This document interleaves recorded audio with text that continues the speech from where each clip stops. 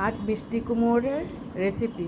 মিষ্টি কুমড়ো সিদ্ধ করে জল ঝরিয়ে ওটার মধ্যে একটু চাল বাটা আর দুটো ডিম ভেঙে মেখে নিয়েছি হলুদ লবণ দিয়ে, মেখে রেখে দিয়েছি।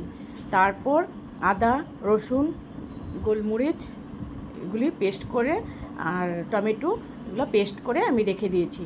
তারপর বড়া মিষ্টি কুমড়োগুলো যে মেখে রেখেছি যে ওটা বড়া বানিয়েছি, বড়া বানিয়ে রেখে দিয়েছি। তারপর গ্রেভিটা ভালো করে সাতলিয়ে